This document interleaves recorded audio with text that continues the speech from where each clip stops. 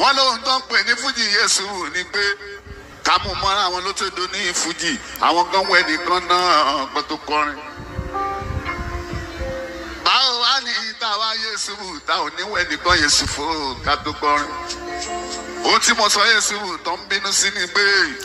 mo ló bèè ṣe rábàásì ní gbogbo wa tẹ́lẹ̀ nínú tó ń gbá ẹgbọ́ ṣe jáde. mo dẹ̀bẹ̀ yín Yésù yẹ má ṣe bínú kí wá lóde. ohun tó yẹ kí n bá lẹ́nu yín ọ̀gá mi wọ́n bá ó dùn mí gan ni. ibi tí n bá ti kọ́ ní pípàṣẹ Yésù yẹ wá sọ ń bí. ṣùgbọ́n ẹ̀yin aláìmọ̀kan ẹ̀yin onísọ̀kùsọ lè ń dájà sílẹ̀ lánàá àsùnmọ́ ó ti pàṣẹ ṣe ó dùn mí gan ni. ẹ wá sí ìlú mi lànà. ẹ jẹ́ n fi pamọ́ ọmọ òṣèlú tẹ́ òun bá sùn. sáwọn tèmi Yésù àwọn tí ò gbẹ́mi yé Yésù náà ń bú mi àwọn tó dẹ̀ yé o ìwọ tó bá ti wà lẹ́yìn ẹnì kan fún ọgbọ̀n ọdún kó o má yọra ẹ kó dá dúró kó o dúró síbẹ̀ tó fi máa darúgbó. mo dẹja Yésù débi sí orin Paso Yésù yàtọ̀ sí ti Táyé òtítọ́ la gbàbẹ̀ kọjá Paso náà ó gba bìkan Yésù tó fi dá àyè tó wáyé ẹ̀ ní kílódé. kí la gbé kí lẹ jù. ọmọ ò bá dákẹ́ dákẹ́ wọn ò fẹ́ gbọ́ nǹkankan mọ́. lẹ́yìn yẹn Yésù tí ń bá bínú tí ń bá sọ̀rọ̀ gbogbo nǹkan abájẹ́ o. nǹkan abájẹ́ kan Yésù yẹ bí tájọ gbé dání. fáǹsì kan náà Yésù lájọ ń lò. ẹjọ́ máa balẹ̀ ọba jẹ́ Yésù tí ń bá tún gbọ́ nǹkankan. ohun tí mo bá sọ kò ní tán nílẹ̀ láéláé. torí ẹnu mi Yésù mo mèdè mo dáńtọ́ ó yé mi mo gbọ́ mo rí Táyé mo lóhùn mo tún ní fàásà mo tún mo rí gbé kalẹ̀ o ẹ lọ bèrè lọ́wọ́ àwọn mi ṣiṣẹ́ dáadáa. ọlọ́sẹ̀. ọmọ ọba àyànjá orin tí wọ́n kọ́ lórí ọ̀rọ̀ tẹ́ ẹ sọ lánàá ọ̀gá wa mo máa kọrin lórí ẹ̀ ṣùgbọ́n màá fọgbọ́n ṣe bàbá Yésù tó láwọn.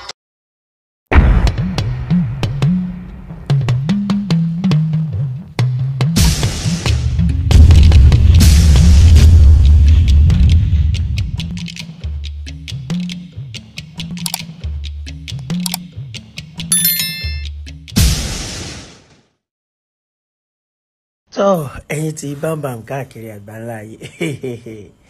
wọ́n ní pékélépékélé arúgbó jẹ gbèsè ta ní ọba sán ẹ rí ọ̀rọ̀ tó ń lọ lórí ọ̀rọ̀ Alhaji Saheed Òṣùpá àtàlájì Wàsíù Àyìndé bó tiẹ̀ jẹ́ pé ọ̀pọ̀lọpọ̀ àwọn èèyàn ń sọ̀rọ̀ wípé kí Alhaji Wàsíù Àyìndé ká má lọ nájà Saheed Òṣùpá wípé tí Saheed Òṣùpá bá bọ́ta fún Alhaji Wàsíù Àyìndé àfàìmọ̀ k'Alhaji Wàsíù Àyìndé ká má fi àgbà wọn wọlẹ̀ níwájú Alhaji King Dr. Saheed Òṣùpá.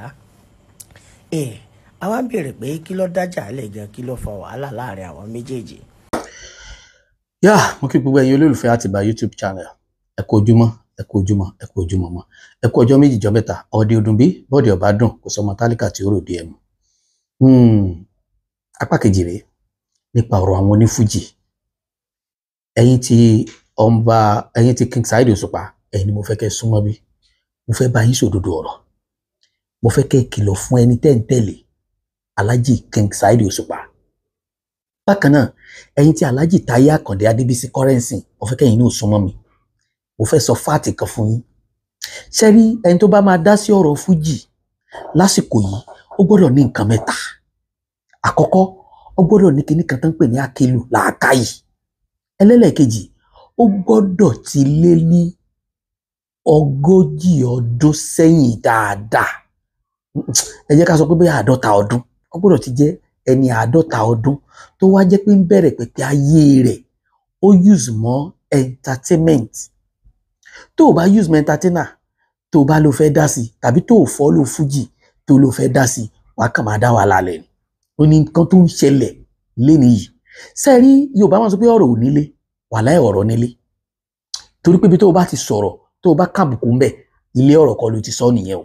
ṣùgbọ́n tó o bá sọ̀rọ̀ tó o bá gbayì táyé bá pàtẹ́wọ́ fún ọ àyè ọ̀rọ̀ ló ti sọ nìyẹn màá sáré clear nǹkan méjì fún yín tó ṣe pé mo fẹ́ ẹni tó bá mọ̀ dáadáa tó bá sure fún ẹ pé kó bá mi defend ẹ tàbí kó sọ nǹkan míì tó yàtọ̀ sí nǹkan tí mo bá sọ. Mi sọ pé mi ni mo gbọ́n jù, mi sọ pé mi ni mo ríran jù, mi sọ pé mi ni mo lóye jù. Industry gbogbo wa jọ wà, gbogbo ilé ìtàdé ń ṣe àfi cash cruise. Then ipò tó rin fújì wà, kí ló sọ Saheed dọba orin?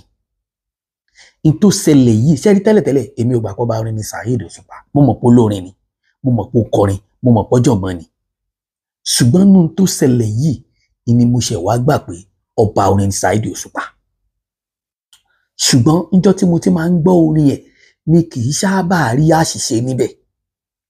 Ṣùgbọ́n bí n tó ṣẹlẹ̀ yìí mo fẹ́ ṣe clarification kan, mo wá fẹ́ ṣe correction kan bẹ̀. Tẹ́ bá ń gbọ́ clarification and correction ni mo fẹ́ ṣe fún Alhaji Saheed Òṣùpá. Clarification tí mo kọ́kọ́ fẹ́ ṣe rèé, mo fẹ́ mú látòrí ọ̀rọ̀ Táyé Currency àti Alhaji Wasiu Alabi Pasuma. Ọ̀rọ̀ wo ni Alhaji Táyé sọ tó di wàhálà sí lọ́rùn lóní àárọ̀ ẹ̀? Ṣebí tó sọ náà ni wípé Pasuma ó kọ́pì Obesere. Ẹ kọ́kọ́ lọ gbà ẹ mú dájú pé ó right but mistake méjì ló ṣe. Àkọ́kọ́ Alhaji Currency kò ní presentation. That is ìdí tí Saheed Òṣùpá fi ń jẹ́ ọba nìyẹn. Presentation lórí point yẹn ni o. Kì í ṣe pé Currency àpèsè wà, kì í ṣe pé kò ní presentation lórí orin o. Ó ní presentation. Ṣùgbọ́n kò ní presentation lórí orin yẹn. Èní nìyẹn. Then àwọn ìtàn kan bẹ tó ṣe wípé tọ́mọ bá fẹ́ béèrè, tọ́mọ bá sọ pé ìyá bàbá òun ọmọ kàárò, yóò padà gbọ́ tàn bí ìyá rẹ̀ ṣe kú lọ́dẹ̀ bàbá rẹ̀. Tí pé ó níbi tí àwọn ìtàn yẹn tọ́ sí. Tó bá wá fẹ́ sọ wàá pẹ́ lẹ̀ ni. Mo mọ̀ òdodo ọ̀rọ̀ sọ ò sí níbẹ̀. Are you get the point? Now ìtàn yìí ló wá fún mi ní 100% assurance pé King Saheed Òṣùpá is the king of music. Torí pé ó kọ orin kan lásìkò tó kọ, ẹ wá gbọ́ presentation ẹ wá gbọ́ bó ṣe kọ, tó bá wá ṣe pé kò rí bẹ́ẹ̀, mo fẹ́ kẹ́ jáde kẹ́ defend ẹ̀. Eléyìí sọ̀rọ̀ pé Olúfimọ́ ni mí, ọ̀gá ńlá ni mí, kíbla ni mí, arábàmbí ni mí. No! Ẹgbẹ́ yẹn ti sẹ́gbẹ́ kan, ẹ jẹ́ kí gbogbo wa jọ lọ sínú Master Blaster. Master Blaster. Ibẹ̀ ni Alhaji Saheed Òṣùpá, King Saheed Òṣùpá, ibẹ̀ ló ti sọ pé òótọ́ látàyè Fàṣásí pẹ̀lú Muyideen ni wọ́n ti ń kọrin orin ànábì ní tiwọn, àwọn kì í kọrin sájẹ́. Nígbà tó dáyé Sáúrà, Akéré Sùrájù mi ló kọ́kọ́ kọrin sájẹ́. Ó kọrin sájẹ́ tuntun, ó kọrin bèbè tìlà. Ìdí ń ta mí, ẹ bá mi fàtẹ́gùn sí. Ìgbà tó dáyé Ìlọrí Látìfù mi, àwọn gan kọrin sájẹ́, wọ́n kọrin sájẹ́ tuntun. Ọkọ obìnrin tó bá mọ owó gbà dandan ni kó mọ ọkọ fẹ́. Ìgbà tó dáyé Àkàndé Àbásì mi, àwọn gan kọrin sájẹ́, wọ́n kọrin sájẹ́ tuntun. Kí náà kọ? Ẹ mọ̀, ẹ lè mọ̀. Àkọ́kọ́ nǹkan méjì mo fẹ́ clear. Ọkọ̀ ọ̀rọ̀ bọ̀ kíbọ̀ ẹ wá wọ̀rí nǹkan tọkọ̀, ṣùgbọ́n bẹ́ẹ̀ kọ́ ni mò ń lọ. Point méjì mo kọ́kọ́ fẹ́ clear. Ìgbà tó bẹ̀rẹ̀ sí ní tò, ìyẹn ò mí pé Akéré Sùrájù tó kọ́kọ́ dákọ̀ yẹn kì í ṣe pé òun ló dá fújì sílẹ̀. Ìyẹn ò mí pé Ìlọrí Látìfù tó kọ kì í ṣe pé Akéré ló tẹ̀lé. A mọ̀ pé àwọn tó kọ́kọ́ dárúkọ wọn yẹn látàyè Fàṣásí pẹ̀lú Muyideen ni wọ́n ti ń kọrin. Kì í ṣe pé ní àwọn yẹn náà dá fújì lẹ̀, orin ànábì tí wọn ó dá dúró. Ṣùgbọ́n ó sọ̀rọ̀ nípa orin sájẹ́, kì í ṣe orin fújì entirely ló ń sọ. Sẹ́mi pé tó jáde lára fújì pọ̀ gan. Bí fújì ṣe jáde lára wéré, ìní classical jáde lára fújì, ìní sájẹ́ ó jáde lára fújì, different things ló jáde lára fújì. Tá bá wo line tí Barrister ń kọ lẹ́nu yìí àti Kollington, line yìí ó papọ̀ mọ́ra wọn. Which means fújì dẹ̀ làwọn méjèèjì kan. Now kí ni mo fẹ́ yọ lò ń bẹ̀? ó wá sọ wípé orin Sajẹ láì Sajẹ àwọn tán kọ́kọ́ Sajẹ ìlú ń tó bọ̀ so ó tó Akérésùrájù tó yẹ pé Akérésùrájù èmi ò mọ̀ Ìlọrí Lateef mo gbọ́ rí dáadáa kó tó di pé bàbá yẹn kú mo gbọ́njú mọ̀ ṣẹ́gẹ́tì lẹ́yìn rẹ̀ ó wá ń jẹ́ ká mọ̀ pé Obesere ni next person tó kọ orin Sajẹ tó kọ kí ló kọ ń gbà yẹn kí ló kọ mọ̀ Ajégbọ́mi ní sọ but mo fẹ́ kẹ́nibọ̀dì jáde àwọn tó bá mọ̀ pé yes fans Òṣùpá làwọn tó jẹ́ real tàbí tán bá lè against orin yẹn bí Saheed ṣe kọ́ ń gbà náà wípé kò rí bẹ́ẹ̀ nígbà tó wá kàn yẹn tán ló wá ṣẹ̀ṣẹ̀ kọ́ èmi gan Òṣùpá Saheed mi èmi gan kọrin Sajẹ mo kọ kéwú tí mo kọ́kọ́ ké wà mọ́ ń tà káàkà ni ọmọge wá kárìíra kéwú tí mo kọ́kọ́ ké o kéwú tí mo kọ́kọ́ ké wà mọ́ ń tà káàkà mélè fẹ̀lẹ̀ ṣeré mo lè kú nítorí ẹ̀ mélè fẹ̀lẹ̀ ṣeré. Master Blaster jáde nígbà yẹn kì í ṣe pé inú Master Blaster ló ti kọ kéwú tí mo kọ́kọ́ ké nínú Padisco ni ẹ lọ gbọ́ dáadáa so that ó ríra ẹ̀ nírí wípé òun náà kọrin Sajẹ ó púrùfù kínní yẹn níwájú Alhaji Wasiu Alabi Pasuma gbà yìí torí pé orin tóun kọ láyìn tóun lọ láyìn pé kí a máa kọ bí current affair àwọn orin ìjìnlẹ̀ Yorùbá ìlú believe pé wà inú mi dẹ̀ dùn ní time kan tí Alhaji Wasiu Alabi Pasuma tó praise Saheed Òṣùpá olólórin ni ó ní Sẹ̀fí Àlà olólórin ni ó ní bọ̀ tèmi entertainer ni mi everybody dem mọ̀ pé tó bá fẹ́ ṣe fàájì rẹ̀ tó fẹ́ kí brain rẹ̀ kó fẹ́ rest brain rẹ̀ níbi tó ti ń ṣafẹ́ ẹgbẹ́ Pasuma kálukú ló níbi tí wọ́n ti ń gbọ́ now nígbà tá a wá ti lè tó Ìlọrí Lateef tá a lè tó Akérésùrájù tá a tó Lateef Ìlọrí tá a wá tó Obesere tẹ̀lé ta ló open Sajẹ Obesere ni Obesere ni ẹ̀yìn Obesere làwọn yòókù bẹ̀rẹ̀ sí ní kọ Sajẹ tá a bá yọwọ́ Lateef Ìlọrí kúrò ńbẹ̀ ṣùgbọ́n ẹ wo bí Saheed Òṣùpá ti tó orin yẹn ní nǹkan bíi 30 something years ago ta ló against ẹ̀ wọ́n á lè takò torí pé wọ́n mọ̀ pé ó ní point wọ́n dẹ̀ mọ̀ pé bí kinní yẹn ṣe lọ èlò sì sọ but kí Alhaji Táyé jáde k'Alhaji Táyé wá máa sọ wípé àwòkọ́ṣe Obesere ni Pasuma wò ó wrong no to say the fact ẹ jẹ́ ká sọ reality àwọn kankan bẹ tí pé kò gbẹ̀yìn Alhaji Pasuma kò gbẹ̀yìn lẹ́yìn Obesere kò bó Obesere ṣe nǹkan kan papọ̀ kò jókòó lórí stage ẹ̀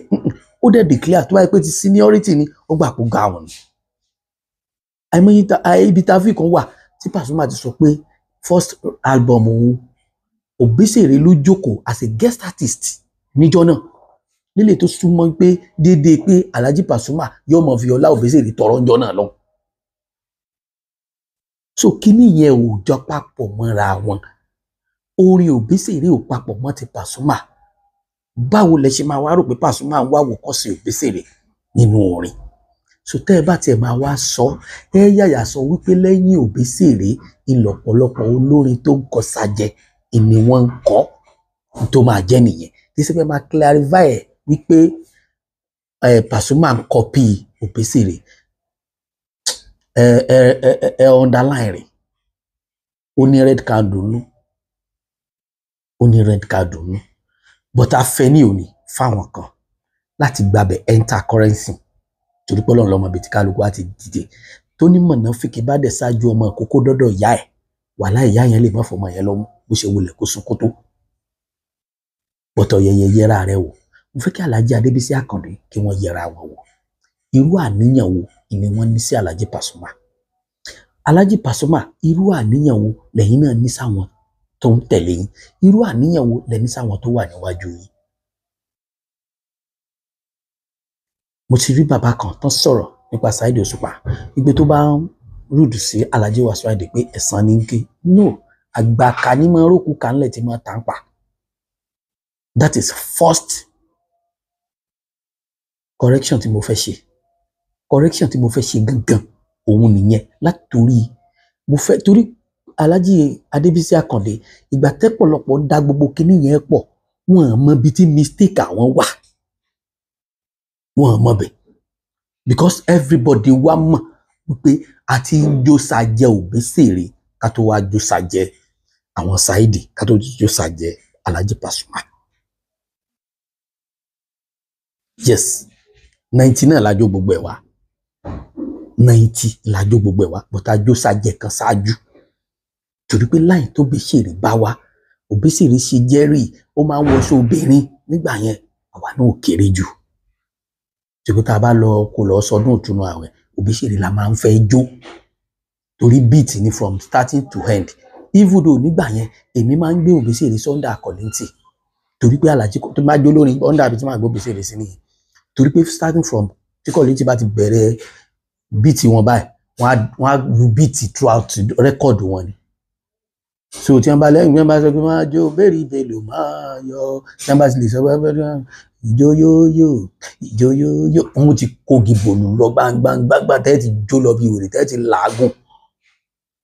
so most of people tó ń tẹ̀lé Alhaji Kollington Ayinla nígbà yẹn torí beat àti torí voice ni wọ́n fi tẹ̀lé Alhaji Kollington Ayinla beat so Òbésèré ló tó gbé beat wá tó lu beat yẹn dáadáa níwọ̀n bá táwa gbọ́njúmọ̀ nínú fújì kò bá dáa púpọ̀ jù Alhaji Taye Currency torí mo rí life kan tẹ́ ẹ ṣe mo gbọ́ ìgbà t'Alhaji Pasuma tí wọ́n sọ wípé àwọn ń sin ológbò kan láti kékeré ànímọ̀ kọ́kọ́ wọ́n rẹ̀ ológbò láti bíntín láti kékeré níbo tí fún lóúnjẹ mú ń bọ́. kan láti kékeré ológbò yẹn fẹ́ máa gá wọn jẹ ó dà pé Ìbàdàn lẹ ti kọrin yẹn wọ́n tún dijọ́ kejì Currency lọ sí pàtí ó reply kìíní yẹn wọ́n fẹ́ máa dá kìíní yẹn fẹ́ máa dá padà. ara mi rírí mo lórí olóńgbò látẹ ara mi rírí mo lórí olóńgbò látẹ Adébísí tó ló ń gbò lọ́jà èkó ẹni tó bá fi ìtẹ̀ náírà lọ wéwú abẹni tó bá fi ìdìmẹ̀rẹ̀ tó fi wé náà kí o tọ̀hún fẹ́ onítọ̀hún fẹ́ ti ẹ̀gbọ́n bàbá kó tó lọ tọ̀hún fẹ́ onítọ̀hún fẹ́ ti ẹ̀gbọ́n bàbá kó tó lọ sọ́ọ́lọ́jà ẹ̀là sọ́ọ́lọ́jà. No Alhaji Taye Adébísí Àkàndé Àpèsìnwà gbogbo ẹnu ni mo lè fi sọ tó ṣúọ̀ fún mi nígbà tí crisis Arabambi ṣẹlẹ̀ ẹ̀yin gangan fúnra ara yín ẹ mọ̀ bí tẹ́ ẹ fẹ́ lọ torí pé ẹ fẹ́ kó sínú ọ̀tẹ̀ nígbà tí Arabambi àtọ̀gá ńlá tó ṣẹlẹ̀ I am the person to make it peace lọ́yọ̀ state nígbà yẹn tí mo gbé yín lọ sọ́dọ̀ iwájú kábíyèsí Aláàfin Ọ̀yọ́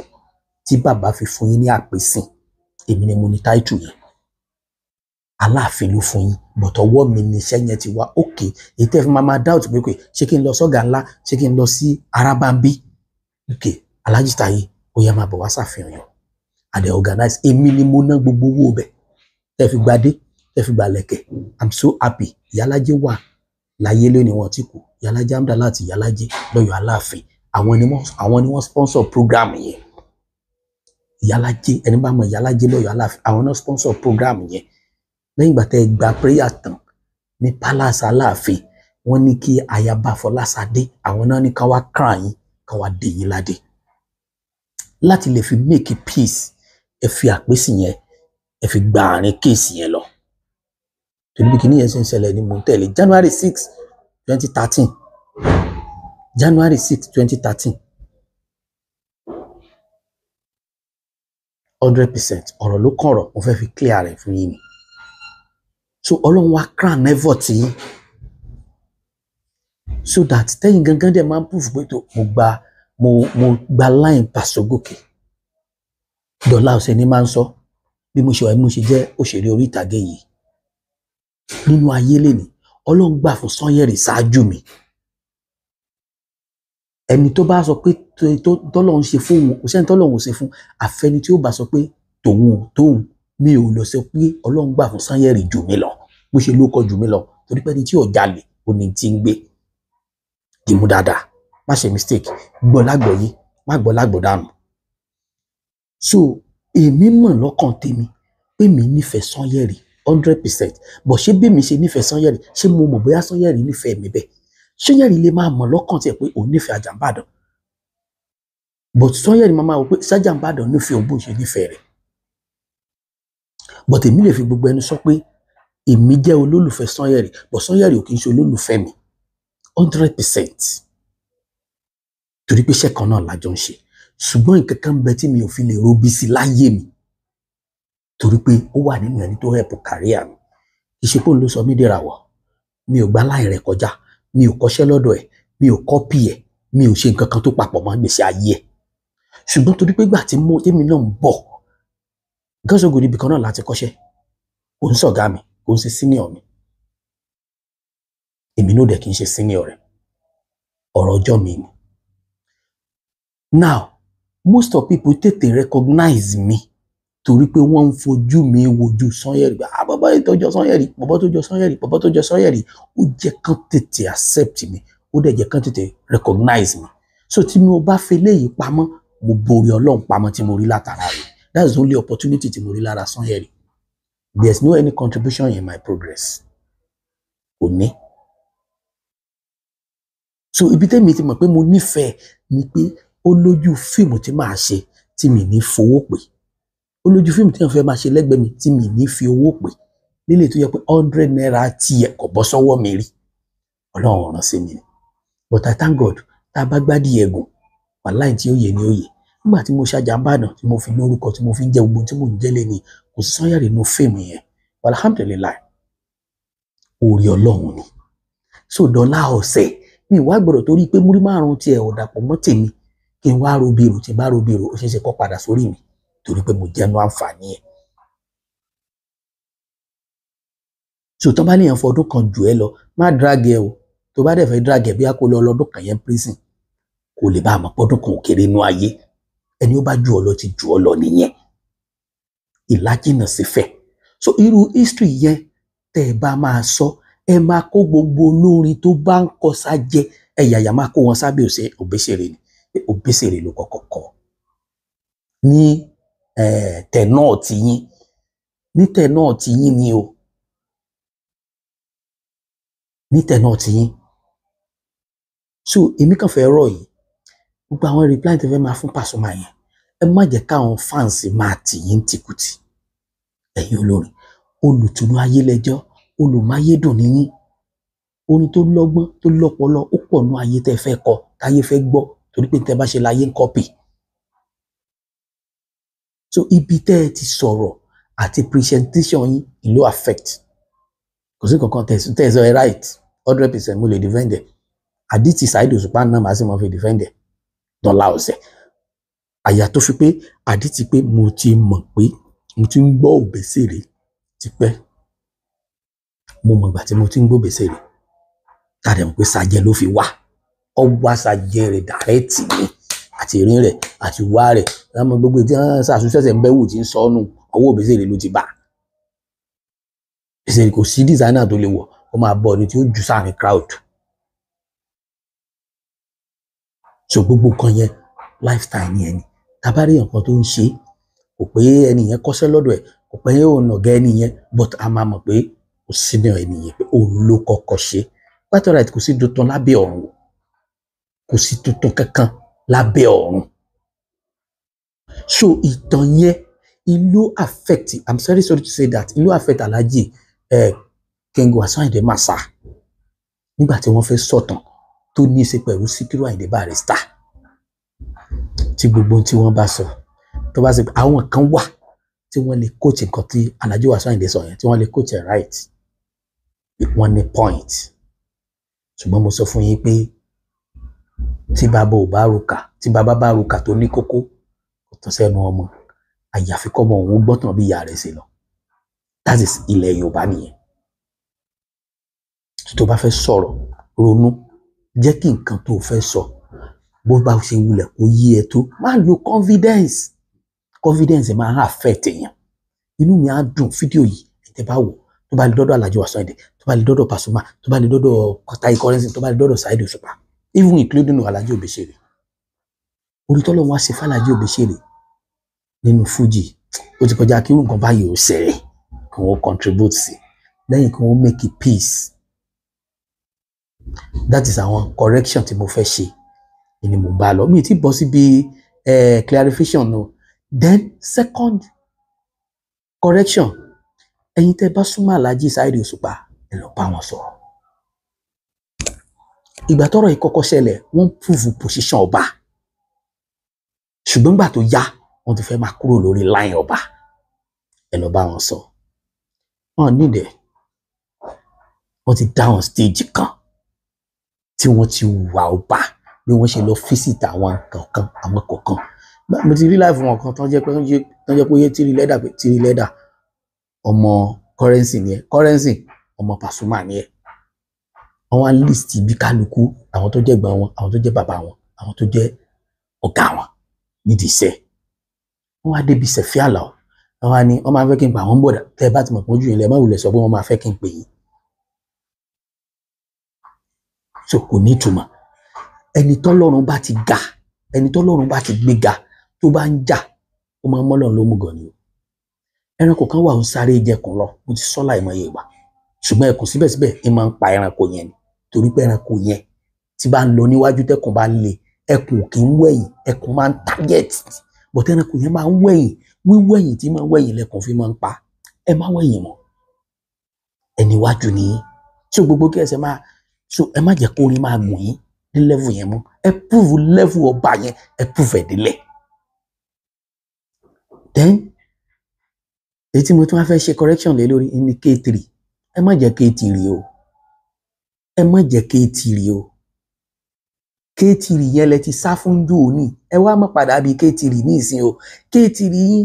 àwọn èèyàn gbọ́ ṣùgbọ́n àwọn tán mọ̀ òye tán bá fẹ́ tú ọ̀tọ̀ níbi tán máa bá yín tú K3 yín lọ. Níjó ní nígbà tẹ́ ní Arábàmbí wà Arábàmbí 2 wọ́n fún Táyé Currency l'Arábàmbí ṣé kémi ọwọ́ àgbà Arábàmbí 4 ni. Sẹ̀fí Àlàó náà sọ bẹ́ẹ̀ ètò kọ́kọ́ create problem nìyẹn ètò kọ́kọ́ dá crisis sílẹ̀ nìyẹn. Nínú àwọn oore Alhaji Pasuma dẹ̀ lè máa tọ́ka sí pé àgbórí ọ̀tẹ̀jọyè ní Currency ibẹ̀ ọ̀tẹ̀ ẹbẹ̀ yẹn nígbà tí wọ́n list àwọn tó jẹ́ highest nígbà yẹn tó high number 3 náà lọ fi kọ Alhaji Currency sí number 3 ni torí gbà yẹn wọ́n ti rí Alhaji Wasiu Ayinde bíi number 1 first class Arábàmbí 1 wọ́n rí Pasuma bíi number 2 Pasuma jẹ́ lọ torí bó ní fans wọ́n gbé Currency wá sí 3 nígbà tí wọ́n gbé Currency wá sí 3 gbà yẹn bọ́nà fẹ́ kó Òṣùpá wá bọ́nà fẹ́ kí Sẹ̀fí Àlàó wá bọ́nà fẹ́ kí Màláíkà wá olówó àṣẹlẹ̀ ẹ lè dúró ní anything number ọba nìyí king is a king of music àti mọ̀ pé gbogbo music ó ti kó sábẹ́ ẹ dúró lórí ọwọ́ yín K3 ẹ ti fi K2 lẹ̀ o tẹ́lẹ̀ mi bá pẹ̀rẹ̀ K2 ní ìsìta bá mú K1 tán K2 láàmú ká tó wá mú K3 ẹ lọ bí àwọn ọ̀jọ̀gbọ́n tán bá yín ẹ̀dìtẹ̀ ẹ lọ rí ẹ̀dìtẹ̀ ẹ mú ọdún tẹ́ ẹ ti kọrin akápò kan lábẹ́ ọ̀gá ńlá ọ̀gá kìíní kan lọ̀gá ńlá ẹ̀mẹ́ni tẹ́ ẹ kọ́ fún o. Ìgbà tí crisis Alhaji Wasiu Alabi tẹ́lẹ̀ ní ìsàtí Currency wọ́n lọ mú orin yẹn sí wọ́n ń lò fún Wasiu wọ́n lò fún Alhaji Pasuma. It's like ẹni tí ò bá gbọ́njú mọ̀ nígbà tẹ́ ẹ kọ́ fẹ́ni tẹ́ ẹ kọ́ fáwọn onímọ́tò ń gbà pé kìíní kan kì í ṣẹ́gbẹ́ akápò kan wọ́n á rò pé ẹ̀yin lẹ ti praise Pasuma ṣáájú ni torí pé Ọlọ́run dá yín ní àlùjànnú olórin so ẹ lọ ṣe correction kìíní ẹ lọ yọ K3 kúrò ńbẹ̀ ẹ dẹ̀ má fa wàhálà kankan pẹ̀lú Alhaji Wasiu Ayinde táyé bá ń yẹ ní ká máa ṣọ́ra tígbà bá ń yẹ èèyàn ká ṣe pẹ̀lẹ́ ẹ má tẹ̀lé orin kan tẹ́ ẹ kọ pé mo dẹ̀ lè burú sọ́mọdé o tó bá fẹ́ rí mi fín mo dẹ̀ lè yasa ságbà lágbà o tó bá fẹ́ yàn mí jẹ títí ẹ má yasa ẹ fìjà fọ́lọ́run jà irú yín ti kọjá ẹni tí ó ṣẹ̀ máa pé torí pé kí n lè dìde tàbí torí kí n lè dókè yín kọ́kọ́ bú olórin kan ẹ ti kọjá abẹ yẹn náà Ọlọ́run má dá yín padà sẹ́yìn Ọlọ́run má dá yín padà sẹ́yìn that is nǹkan tí mo sọ f'Alhaji Wasiu Ayinde gangan k'Alhaji Wasiu Ayinde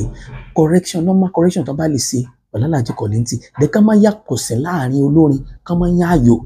àti rẹ ok ní ìsìlẹ̀ nígbà tẹ́ bẹ̀rẹ̀ wàhálà ẹ̀sìn ẹ̀wù maturity tẹ́ play pẹ̀lú Alhaji Pasuma náà dẹ̀ sọ pé ọjọ́ orí àwọn ti kọjá káwọn máa kọrin èébú mọdún tí Barrister ti kọrin yẹn ni pé kò sérè nínú olórin èébú eré wa kẹjẹgbẹ à ń pèdè gidi kò sérè nínú olórin èébú eré wa kẹjẹgbẹ à ń pèdè gidi ń bó láàkìyànde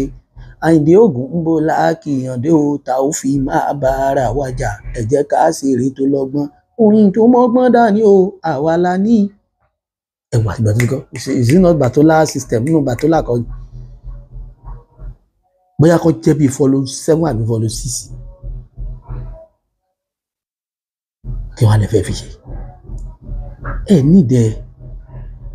sígbà tí Alhaji Sikiru Ayinde Barrister nígbà tí ò kọrin sájẹ́ nú ayé ṣé kò jẹ́ èèyàn ni nígbà ò fẹ́ kọrin sájẹ́ gan lẹ̀tẹ̀ ń bọ̀ nítorí bá sì pé sàjẹ́ ló láyé ẹ jẹ́ kájọ mọ́ ọ̀kọ́ tó bá sì pé sàjẹ́ ló láyé o ẹ jẹ́ kájọ mọ́ ọ̀kọ́ o ìgbà ló ní ìgbà ń lò ogún ọdún lè ní fúnra ẹ̀ ló pera wọn padà pé orin tọ́mọ kéékèèké ìṣẹ̀yí kọ táwọn àgbàlagbà tán mójójó tágbàlagbà bá kọrú ẹ̀ yóò dé èèyàn yẹpẹrẹ so ẹ mọ̀ ń tẹ́ máa kọ nínú orin Ọlọ́run ti fẹ́ gba ògo fújì padà sí bó ṣe ń bọ̀ látẹ̀yìn wá torí pé ẹ jẹ́ inú ibì kan tẹ́ ti sọ̀rọ̀ ẹ jẹ́ kán mọ̀ pé universal language nínú mi ìrántí àwọn yóò sì mọ táìtù orin yẹn pé ọ̀tọ̀ lórin tó ń jó ní Ghana highlife ló ń jó but ní Nàìjíríà ti wá ń bè fújì ní kíní wà ẹ̀hún ní orin tiwa tá a gbọ́dọ̀ máa gbé lárugẹ ẹ lọ modernize fújì lọ́nà tá a máa padà tá a máa fi lè dunnú sí tá a fi lè máa gbọ́ tí wàhálà kan bá ṣẹlẹ̀ ń sìn inú orin Saheed Òṣùpá wọn ò sì lọ mú orin ìkìlọ̀ wá táwọn ẹlẹ́sìn kan bá ṣe kankan inú orin Saheed Òṣùpá wọn ò sì lọ mú bàwí wá tí wọ́n bá fẹ́ ṣèdájọ́ kan sìn ní lórí social media orin Saheed Òṣùpá ni wọ́n á lọ gbé wá so àwọn àǹfààní yẹn lẹ fi ń jẹ ọba so àwọn àǹfààní yẹn lẹ fi ń jẹ ọba so ẹ wá máa misuse opportunity tẹ̀ni so tẹ bá lẹ gbé pẹ́rẹ́gì kankan ná tàbí gbé wàhálà kankan ná tàbí gbé jà kankan ná pẹ̀lú Alhaji Wasiu Ayinde lásìkò yìí Alhaji kò ní pè ẹ má sọ̀rọ̀ àlùfàǹsà torí gbogbo kí n tẹ́ ẹ bá sọ lédè àwọn tó ń bọ̀ lẹ́yìn tí yín náà wọ́n máa lo against yín lọ́la Alhaji Wasiu Ayinde ṣe dáadáa ni ó tún ṣe dáadáa ń dàkejì ni o dẹ́ntẹ́ bá wá rí bíi pé ẹ̀gún ni tó ṣe fún lágbájá lèmi náà ń gbárí tán ló ṣe fún tàmọ̀dò aforúyaró kò ní jẹ́ kó rú ọ tán ẹ̀yin bírèkì rẹ́kọ̀d ìṣe pé Alhaji Wasiu Ayinde lè fẹ́ fi ṣe step up ó ti kọjá ẹ ti dókè kọ́lọ́ ọmọdé yín padà wálé ìwọ tó bá lágbòye tó bá jẹ́ fáǹsì ẹnìkọ̀ọ̀kan nínú àwọn tí mo dárúkọ tó bá fẹ́ sọ̀rọ̀ lórí kiri bí a kò tún gbọ́ orí rẹ̀ dáadáa kó tó mọ̀ tó fẹ́ sọ mi ló ṣe jẹ́ fáǹsì olórin kan mi ló ṣe jẹ́ fáǹsì bọ́ orí dáadáa kó mèsì tó fẹ́ fò lórí tí mo sọ yìí ẹ̀yin olólùfẹ́ mi ẹ lọ bá mi subscribe sí Òjó Àjàǹbàdàn Òjó TV ẹ lọ bá mi subscribe síbẹ̀ ẹ wo fíìmù àjìfà Àjàǹbàdàn Òjó TV ẹ bá mi subscribe tàtí bà náà ojú mi tí iná nìkan wòye I love everybody.